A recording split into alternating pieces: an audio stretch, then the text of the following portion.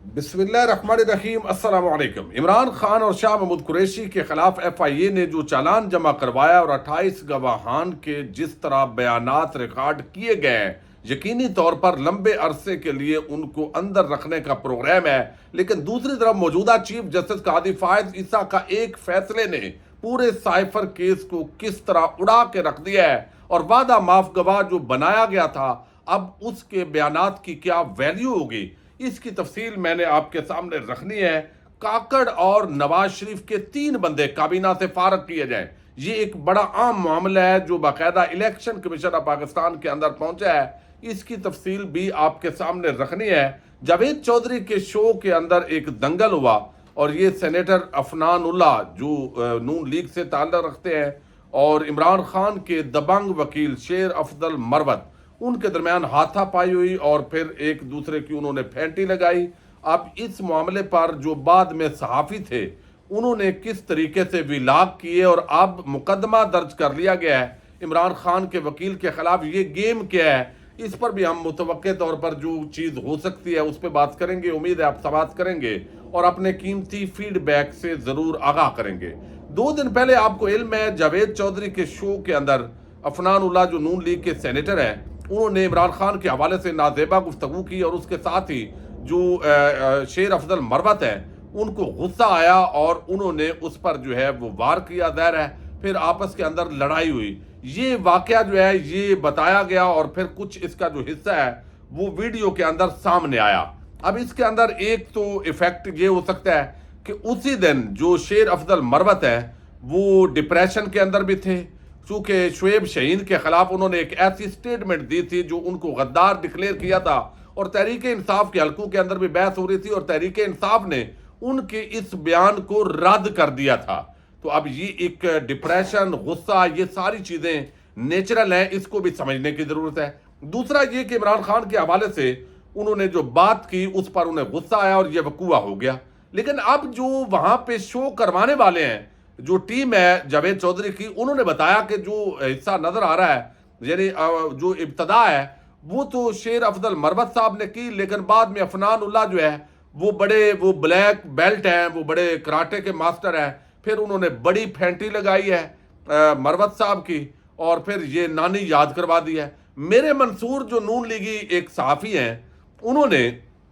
इस पर 2 विलाग भी खड़का दिए और खूब दाद समेटी है नून लीग वालों से कि जनाब ये फेंटी लग गई है शेर अफजल मरवत को। लेकिन अगर तो फेंटी लगी है मरवत साहब को तो मुकदमे की दरखास्त उनको जाके देनी चाहिए थी। लेकिन यहाँ पे मामला उल्ट हुआ है और सेनेटर जो है वो अफनान उल्लाह, उन्होंने दरखास्त दी है पारा थाने के अंदर कि इस तरह टीवी शो के अंदर मेरे ऊपर तशद्दुद किया गया है, कातलाना हमला हो गया है, मुझे जान से मारने की कोशिश हो गई है। अब ये मैं थोड़ा सा आपके सामने रखता हूं और इसके पीछे जो गेम है वो भी बड़ी समझने की जरूरत है जो मुतवक्के तौर पे हो सकती है। अब खबर यह है कि शेर अफजल मरवत के खिलाफ मुकदमा दर्ज कर लिया गया और सेनेटर अफनान उल्लाह ने PTI के वकील शेर अफजल मरवत के खिलाफ अंदराज मुकदमा के लिए दरखास्त दी है। थाना पारा में दफा 506 352 के तहत मुकदमा दर्ज कर लिया गया और मुकदमे में हमला करना, शोहरत को नुकसान पहुंचाना और जख्मी करने की दफात शामिल कर ली गई है। एक टीवी प्रोग्राम के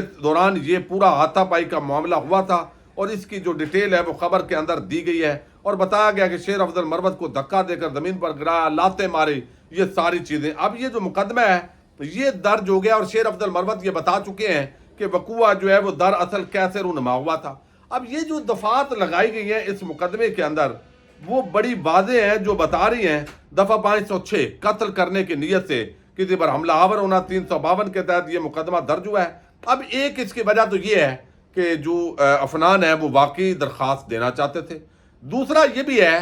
कि जिस तरीके से एस्टैब्लिशमेंट के खिलाफ ये गुफ्तगू करते हैं मरवत साहब और इमरान खान को जितना ये एक मुर्शद की हद तक प्यार मोहब्बत करते हैं और ये एक इंतहाई सनसियर आदमी है, तो इनको भी मुकदमात बनाकर इनको अंदर करना शायद मकसूद हो और इसके तहत ये मुकदमा जो है वो दर्ज हुआ है। वरना आम बंदे का तो मुकदमा दर्ज नहीं होता। इमरान खान पर कातलाना हमला हुआ है उसका भी मुकदमा नहीं दर्ज हुआ। यानी इस मुल्क के इदारे इस तरह अपाज निकम्मे हुए पड़े हैं कि आम आदमी की ये FIR ऐसे दर्ज नहीं होती। یعنی وہ اشرافیہ اور بدماشیہ کے ہاتھوں کا کھلونا بن گئے ہیں اور یہ مقدمہ درج ہو گیا ہے۔ ایک تو یہ آج جو ہے وہ اس کے اندر متوقع وجہ ہو سکتی ہے۔ دوسرا جو معاملہ ہے وہ کاکڑ کے حوالے سے ہے۔ انوار اللہ کاکڑ ایک عیاش ترین بندہ شاید اس ملک کا وزیر اعظم بنایا گیا ہے، جو یہاں پہ نکلا امریکہ جانے کے لیے، ایک غیر ضروری دورہ تھا، لیکن قوم کے ٹیکس پیئر کا جو پیسہ ہے وہ ہڑپ کیا گیا، کھایا پیا گیا، موج مستی کی گئی۔ پہلے فرانس کے اندر ایفل ٹاور کے ساتھ ایک ہوٹل کے اندر انہوں نے موج مستی کی، کھانا کھایا، پھر وہ امریکہ پہنچے۔ امریکہ کے اندر کوئی بڑی ملاقات نہیں ہوئی، کسی نے گھاس نہیں ڈالی، یعنی ایرانی صدر کے علاوہ کسی سے ملاقات نہیں ہوئی۔ پھر وہ شخص لندن پہنچا ہے، وہاں موجیں کرتا رہا ہے، کوئی لندن کا وزیر اعظم اس کو ملا ہو، کوئی وزیر خارجہ ملا ہو، کسی سے کوئی ملاقات نہیں ہے۔ چونکہ ایک نیچ آدمی، میں نیچ آدمی اس لیے کہہ رہا ہوں کہ عام آدمی جو غریب ہے وہ اس وقت ایک ایک پیسے کے لیے رل رہا ہے۔ مہنگائی نے جینا دوبر کیا ہوا ہے، بجلی مہنگی ہے، آٹا مہنگا ہے، اشیاء خورد و نوش عام آدمی کی پہنچ سے دور ہو گئی ہے، گیس مہنگی ہو گئی ہے۔ تو یہاں پر اس ملک کا جو نگران وزیر اعظم مسلط کیا گیا ہے اس قوم پر، وہ شخص جو ہے وہ موج مستیاں کر رہا ہے لندن کے اندر۔ پھر وہاں سے اس کو جو بھی حکم ملا ہے وہ سعودی عرب پہنچا ہے، وہاں پہ وہ عمرہ کر رہا ہے۔ ایک ایک پیسہ اس شخص کے حلق سے نکالنا چاہیے۔ یہ جس طرح کا جس کماش کے لوگ اس ملک کے اندر بدماشیہ نے پاکستان پر مسلط کیے ہیں، پچھلے 12 دنوں کا اس قوم کو اس سے ایک ایک روپے کا حساب لینا چاہیے۔ اب یہ کاکڑ جو ہے وہ جس طریقے سے پھر اس نے انٹرویو دیا، یعنی امریکہ میں بھی انٹرویو دے رہا ہے، عمران خان کو مائنس کی بات کر رہا ہے، برطانیہ میں انٹرویو دے رہا ہے، وہاں بھی مائنس کی بات کر رہا ہے۔ تو نگران وزیر اعظم تو نہیں ہے، یہ تو باقاعدہ ٹٹو بن کے آ گیا ہے۔ میں معذرت چاہتا ہوں، یہ غیر پارلیمانی لفظ ہے، یعنی ایک ایسا شخص جو باقاعدہ نگرانی کا کام تو وہ نہیں کر رہا، وہ تو ایک ٹاؤٹ کا کردار ادا کر رہا ہے۔ یعنی ایک پاکستان کی سب سے بڑی سیاسی جماعت، وہ اگر نہیں بھی ہوگی تو الیکشن ہو جائے گا۔ بھائی کیا تیرے باپ کا ملک ہے یہ پاکستانی قوم 25 کروڑ کا ملک ہے۔ اب ایک تو یہ الیکشن کمیشن آف پاکستان کے اندر جو ہے وہ یہ درخواست دی گئی ہے، اور اس درخواست میں الیکشن کمیشن بھی آگے اسی کا پیٹی بائی ہے،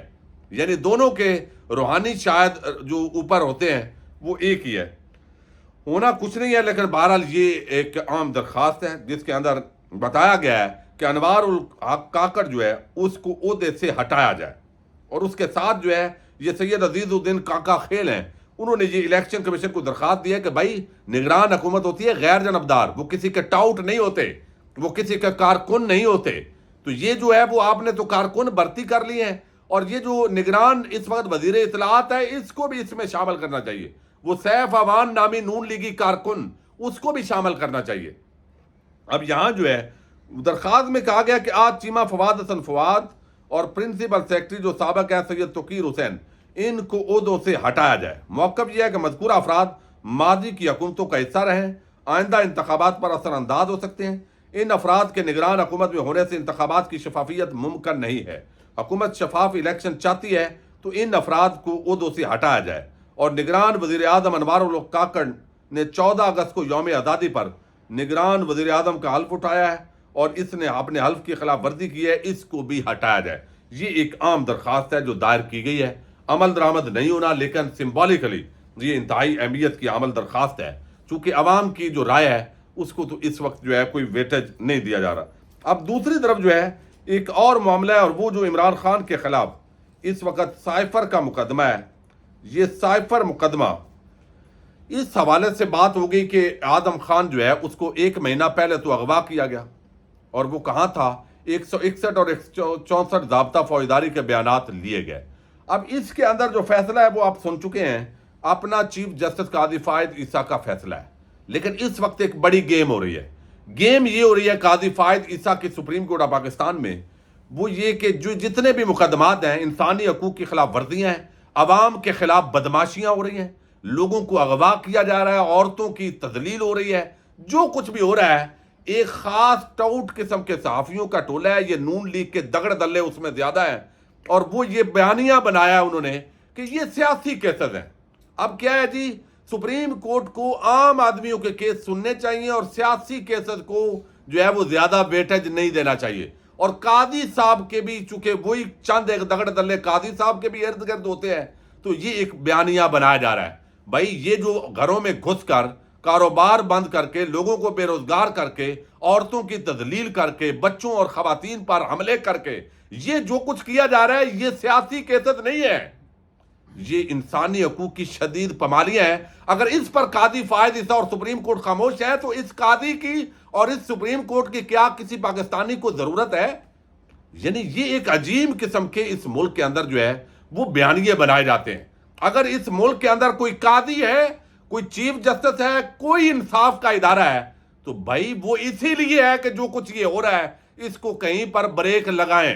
اگر یہ آپ نہیں بریک لگا سکتے تو آپ یہ بے شک آپ کی قاضیوں کی اور آپ کے جو ججز ہیں ان کی عوام کو تو کم از کم کوئی ضرورت نہیں ہے۔ ویسے بھی آپ نے کون سے زمینوں کے کیسز جو 40 سال سے پڑے ہوئے ہیں آپ نے 3 سالوں کے اندر، یہ جو ہے یہ بھی ایک گیم ہے۔ اب یہاں پر جو ہے قاضی فائز عیسیٰ جو ہے سیاسی کیسز سمجھ کر، اب یہ جو عمران خان کا کیس ہے اس کے اندر قاضی فائز عیسیٰ کا اپنا فیصلہ ہے، اور وہ فیصلہ انہوں نے دیا اسحاق ڈار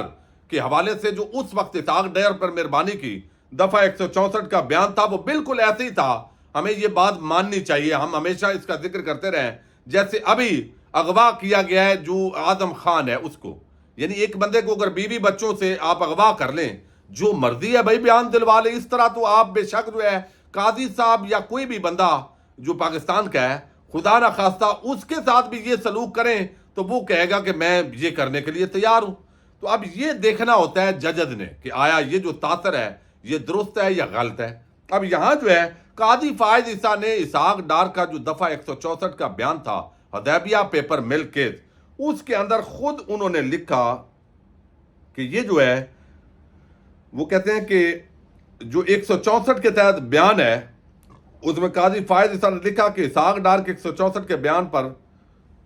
اگر جو فیصلہ ہے کہ 164 کے تحت بیان کو کسی ملزم کے خلاف استعمال کرنا ہو تو لازم ہے کہ بیان اس ملزم کی موجودگی میں ریکارڈ ہوا ہو، جس کے خلاف بیان استعمال ہو اسے اعترافی بیان دینے والے پر جرح کا موقع بھی دینا چاہیے۔ اسحاق ڈار کا بیان شریف خاندان کی موجودگی میں ریکارڈ نہیں ہوا، نہ ہی شریف فیملی کو اسحاق ڈار پر جرح کا موقع ملا، اس لیے قانون اس بیان کو شریف خاندان کے خلاف استعمال کی اجازت نہیں دیتا۔ اب یہ جو کیس ہے قاضی فائز عیسیٰ کی جگہ پر میں عمران خان اگر رکھوں اس نواز شریف اور شریف فیملی کی جگہ پر، تو اعظم خان کو اگر میں رکھوں یعنی اس اسحاق ڈار کی جگہ پر، تو پھر اس کا معنی کیا ہوگا اور فیصلہ کیا ہوگا قاضی کی عدالت کا؟ وہ یہ ہوگا جو مادہ گواہ بنا کے عمران خان کے خلاف لانچ کیا گیا ہے، پھر فیصلہ ہوگا قاضی فائز عیسیٰ کا کہ اس سائفر مقدمے کے اندر اعظم خان کے 164 کے بیان پر فیصلے میں لکھا تھا، وہ کہتے ہیں 164 کے تحت بیان کو کسی ملزم کے خلاف استعمال کرنا ہو تو لازم ہے کہ بیان اس ملزم کی موجودگی میں ریکارڈ ہوا ہو، جس کے خلاف بیان استعمال ہو اسے اعترافی بیان دینے والے پر جرح کا موقع بھی دینا چاہیے۔ اعظم خان کا بیان وہ کہتے ہیں عمران خان کی موجودگی میں ریکارڈ نہیں ہوا، نہ ہی عمران خان کو اعظم خان پر جرح کا موقع ملا، اس لیے قانون اس بیان کو عمران خان کے خلاف استعمال یا جو ہے وہ شاہ محمود کے خلاف استعمال کی اجازت نہیں دیتا۔ اب یہیں پر نام عمران خان اور شاہ محمود قریشی کا لکھا ہے اور اس پورا فیصلے کی آپ کو سمجھ آ جائے گی، لیکن یہ تو ہے سپریم کورٹ کا فیصلہ۔ اب ہائی کورٹ کے اندر جو ججز بیٹھے ہیں اسلام آباد ہائی کورٹ میں، امید ہے وہ جو ہے وہ پہلے کی طرح تاخیری حربے استعمال نہیں کریں گے۔ خصوصی عدالت کے جج صاحب کتنا اس کو لٹکاتے ہیں وہ سزا سنائیں گے، پھر اسلام آباد ہائی کورٹ کے جج صاحب اس کو مزید لٹکاتے رہیں گے۔ سپریم کورٹ آف پاکستان میں جب یہ معاملہ پہنچے گا کہ ان ججز کے سامنے ہوگا تو 5-6 مہینے کا جو گیپ ہے 8 مہینے کا،